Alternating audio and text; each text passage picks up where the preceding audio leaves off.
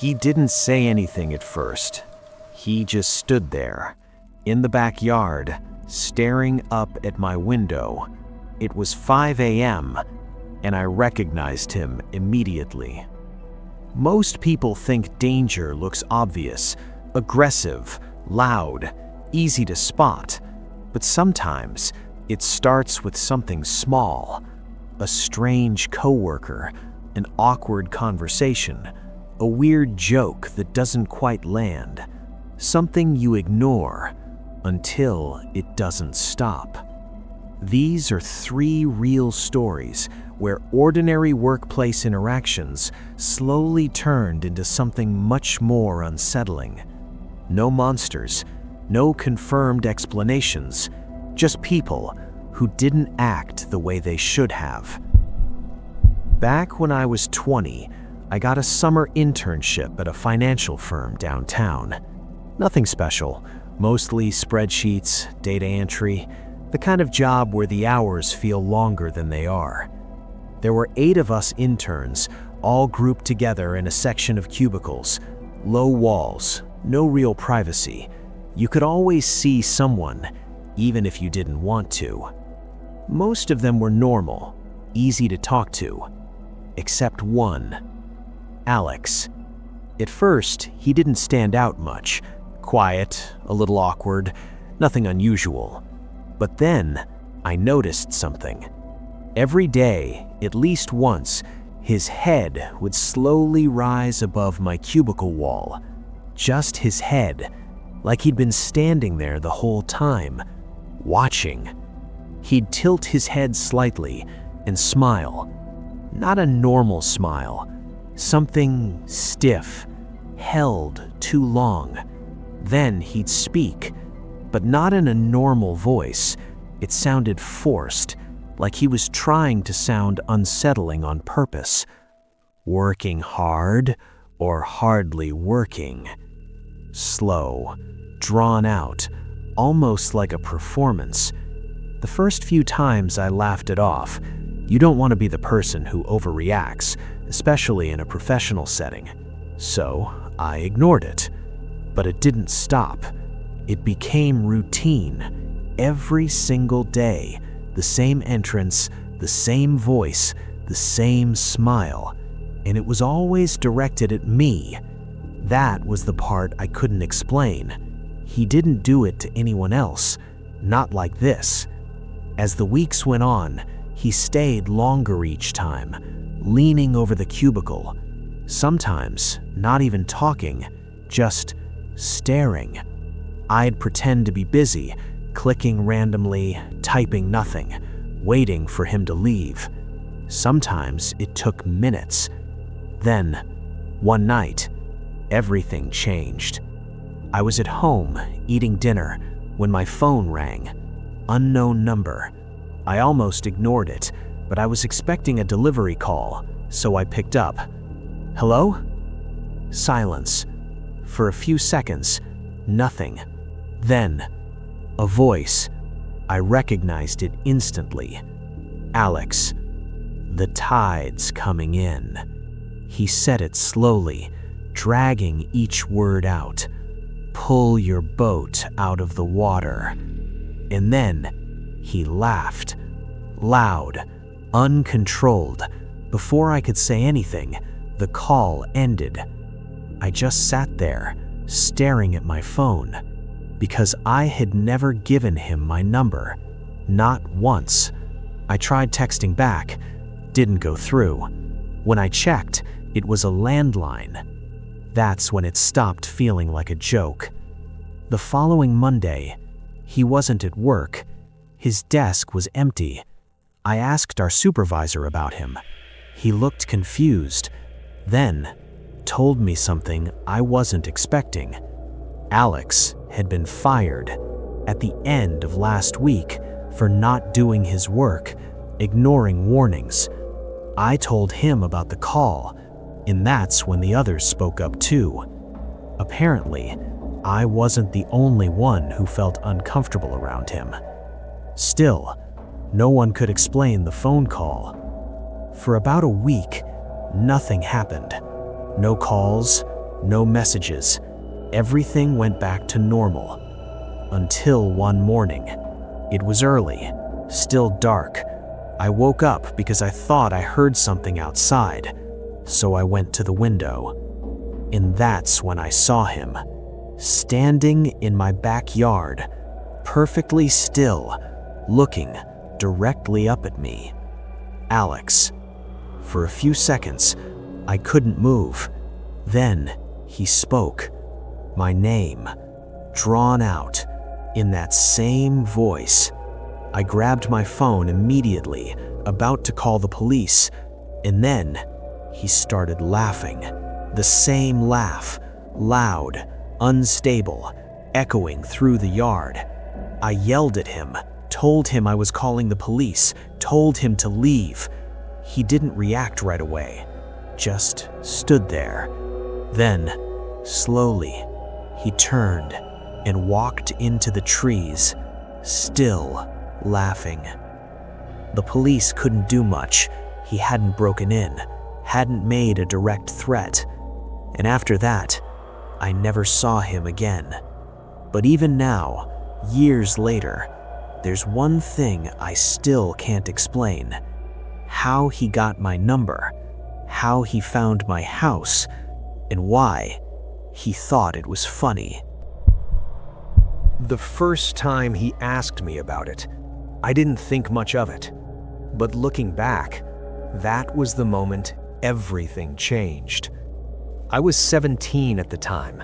It was my first real job, working at a small grocery store in a quiet town.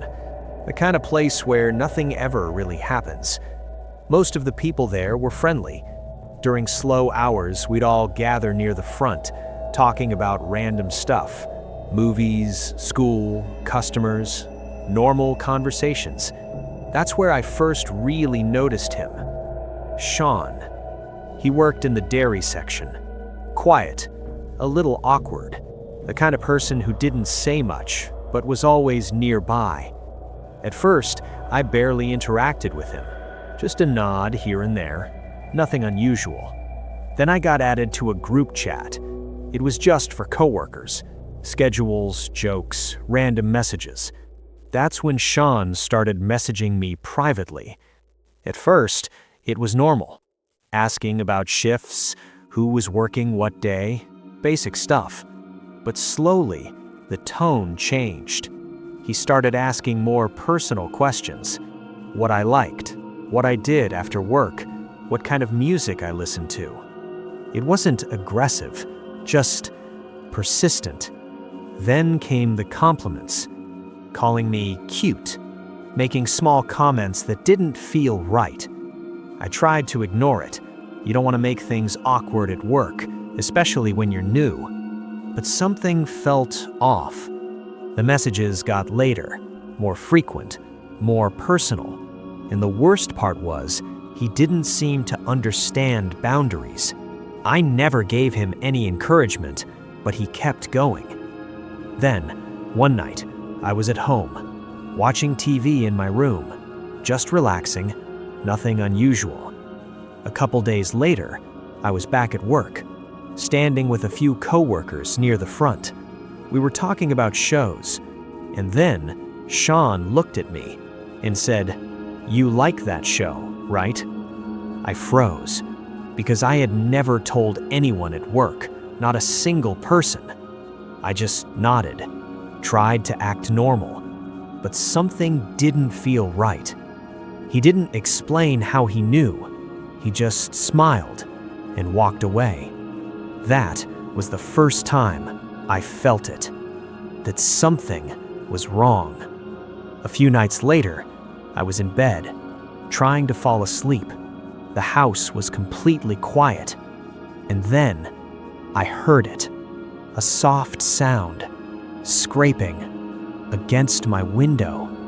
At first, I thought it was the wind or maybe a branch, but then it happened again. A light tap. I sat up slowly, just listening. Another tap, this time clearer.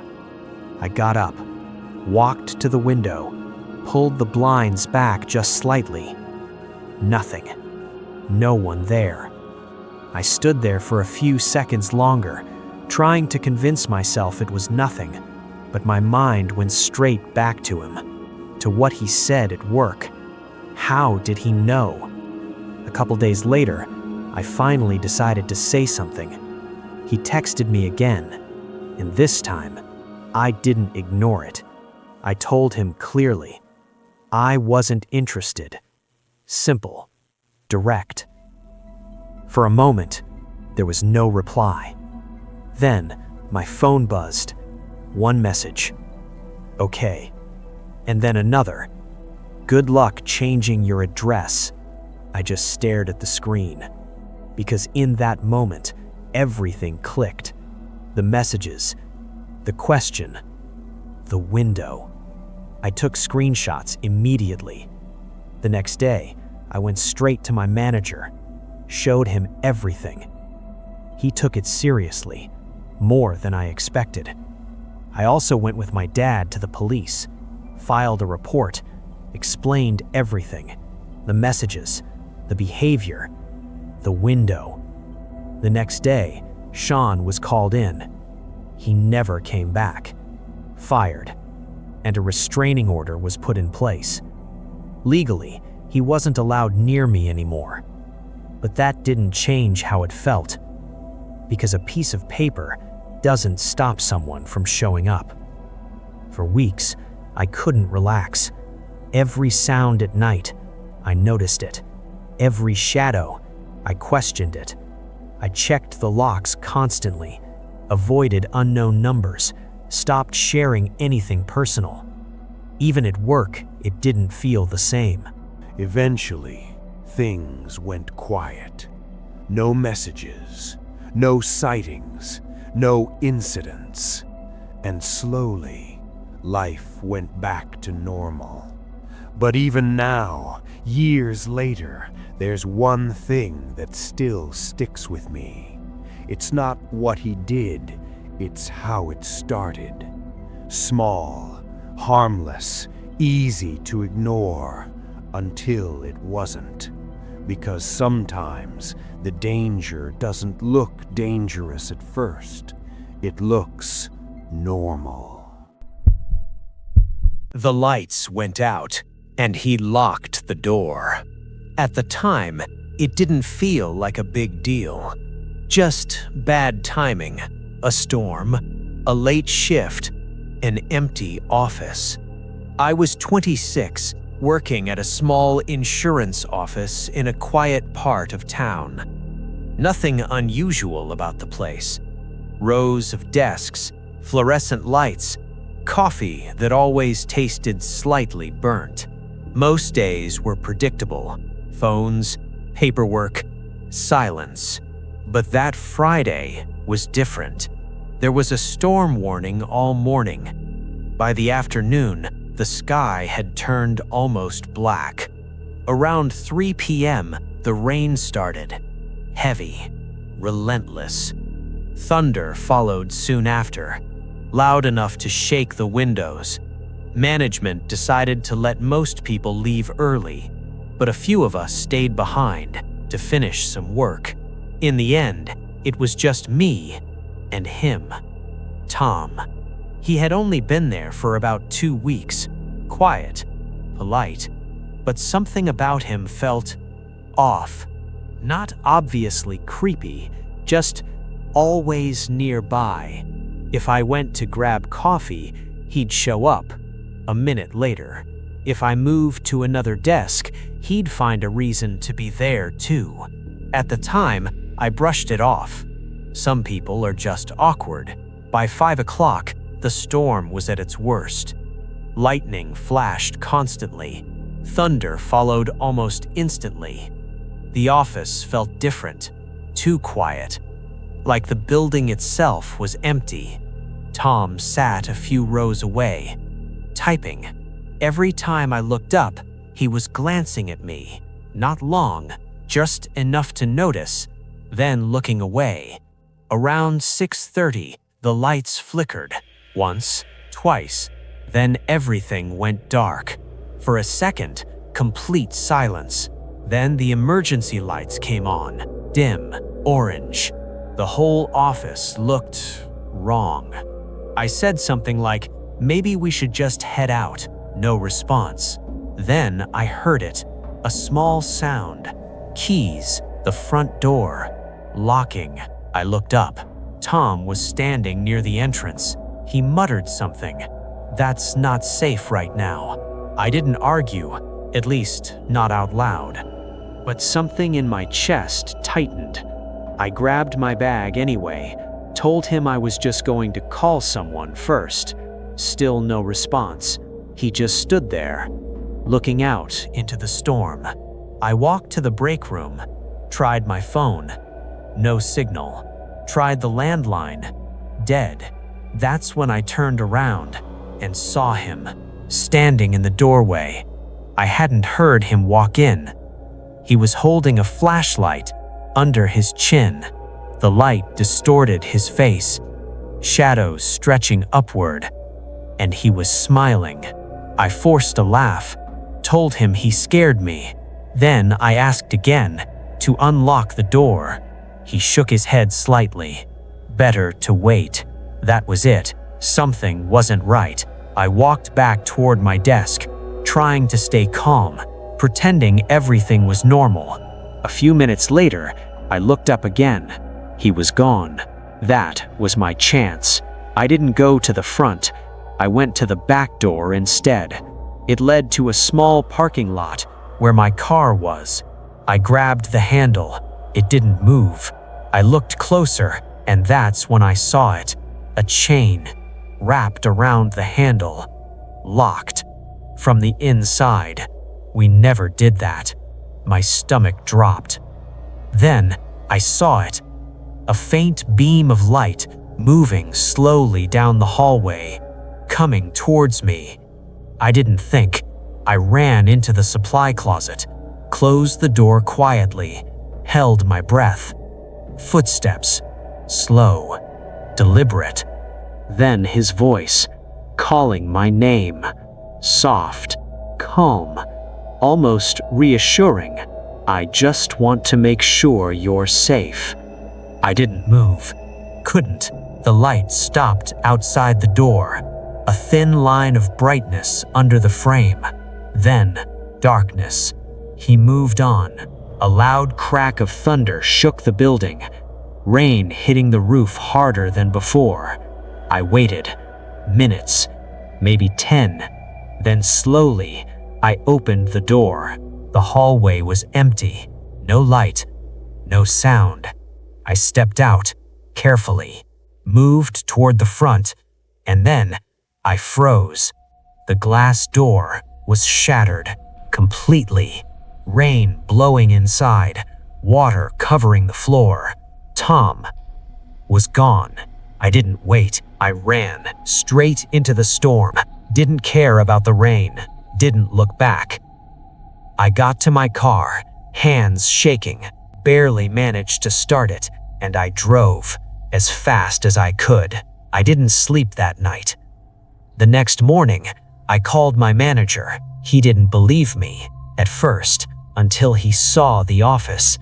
The broken glass, the damage. The police were called. They searched, took statements, but then they found something strange. Tom's car was still there, unlocked, keys inside. His phone, his wallet, everything except him, and the cameras turned off manually before the power went out. No one ever saw him again.